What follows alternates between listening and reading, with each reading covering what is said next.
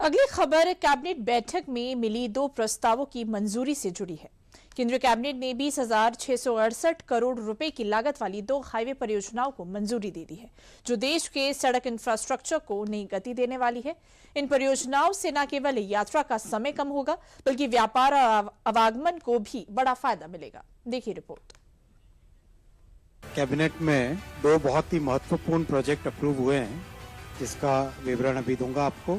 माननीय प्रधानमंत्री जी ने जिस तरह से विकसित भारत बनाने के लिए देश की इंफ्रास्ट्रक्चर की नींव को मजबूत किया है, और उस इंफ्रास्ट्रक्चर से सबसे बड़ा बेनिफिट हमारे मिडिल क्लासेस को होता है।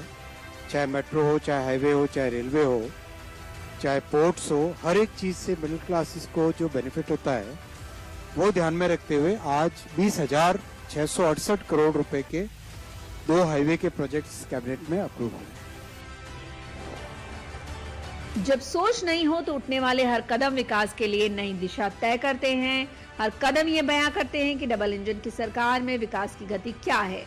विकसित भारत के विजन में इंफ्रास्ट्रक्चर डेवलपमेंट अब केवल हाईवे, मेट्रो, रेलवे और पोर्ट्स के निर्माण का कार्य भर ही नहीं है, बल्कि ये देश की अर्थव्यवस्था और समाज को बदलने की एक व्यापक रणनीति भी है। केंद्रीय मंत्री अश्विनी वैष्णव का ये बयान उसी का जीता जागता उदाहरण है। दरअसल बुधवार को साल 2025 के आखिरी दिन पीएम मोदी की अध्यक्षता में कैबिनेट बैठक हुई, जिसमें 20,668 करोड़ रुपए की 2 राजमार्ग परियोजनाओं को मंजूरी दी गई। ये देश के सड़क इंफ्रास्ट्रक्चर को नई रफ्तार देने वाले हैं।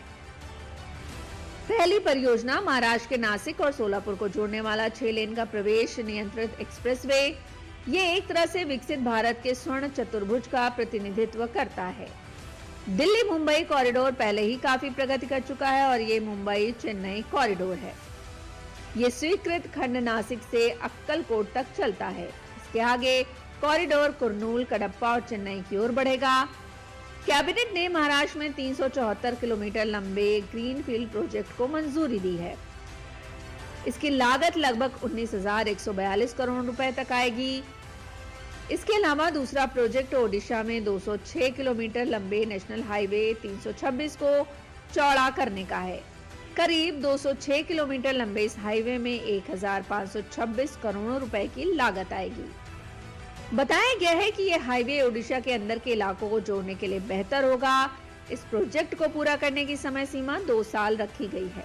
इस प्रोजेक्ट के पूरा हो जाने से ओडिशा के पूर्वी क्षेत्र से राज्य के दक्षिणी क्षेत्र की कनेक्टिविटी और भी अच्छी हो जाएगी। इन 2 परियोजनाओं की मंजूरी के बाद इससे न केवल यात्रा का समय कम होगा, बल्कि दूरी में भी उल्लेखनीय कटौती होगी, जिससे व्यापार और आवागमन दोनों को फायदा मिलेगा। केंद्रीय मंत्री ने इन 2 परियोजनाओं के बारे में खुद जानकारी दी। पहला प्रोजेक्ट है नासिक और सोलापुर को जोड़ने वाला एक्सप्रेसवे 6 लेन एक्सेस कंट्रोल्ड। ये अगर आप हमारे जितने भी अगर इसको देखें आप, एक तरीके से विकसित भारत का गोल्डन क्वाड्रिलेटरल है। ये दिल्ली से मुंबई ऑलरेडी काफी प्रोग्रेस हो गई है। अब मुंबई से चेन्नई वाला जो कॉरिडोर है, वो ये वाला कॉरिडोर है। इसका आज जो अप्रूव हुआ है सेक्शन, वो है नासिक से अक्कलकोट यानी शोलापुर, उसके आगे नीचे कुर्नूल, कडप्पा, चेन्नई की तरफ आगे जाएगा ये कॉरिडोर। नेशनल हाईवे 326 उड़ीसा के इंटीरियर एरियाज को कनेक्ट करने वाला है। ये कोरापुट एरिया है, ये वाला एरिया कोरापुट एरिया। यहाँ से अंदर ही अंदर रायगढ़ होते हुए मोहना यानी आपके कोस्ट से काफी दूर है, काफी इंटीरियर एरिया है। इस हाईवे का वाइडनिंग और स्ट्रेंथनिंग आज अप्रूव हुआ है कैबिनेट में। माननीय प्रधानमंत्री जी ने आज कैबिनेट में इस प्रोजेक्ट को अप्रूव किया। बेहतर रोड कनेक्टिविटी से local community, industry, educational institution और टूरिज्म सेंटर को सीधा फायदा होगा, जिससे अब मार्केट, हेल्थ केयर और नौकरी के मौके आसानी से मिलेंगे। अब एक नजर इन 2 परियोजनाओं को लागू करने के पीछे की रणनीति और लक्ष्य क्या है, ये समझते हैं। ये काम ईपीसी मोड में किया जाएगा। कॉन्ट्रैक्टर्स को जानी मानी कंस्ट्रक्शन और क्वालिटी इंश्योरेंस टेक्नोलॉजी अपनानी होगी। क्वालिटी और प्रोग्रेस को नेटवर्क सर्वे व्हीकल समय समय पर ड्रोन मैपिंग से वेरीफाई किया जाएगा।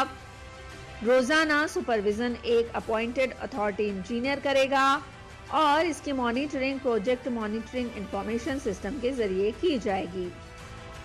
हर पैकेज के लिए तय तारीख से 24 महीने में काम पूरा करने का टारगेट है, जिसके बाद 5 साल का डिफेक्ट लायबिलिटी मेंटेनेंस पीरियड होगा, यानी कुल कॉन्ट्रैक्ट एंगेजमेंट 7 साल का है।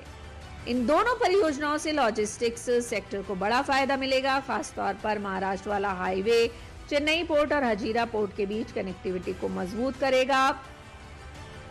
इससे व्यापार, उद्योग और रोजगार के नए अवसर पैदा होंगे और देश के आर्थिक विकास को बूस्ट मिलेगा।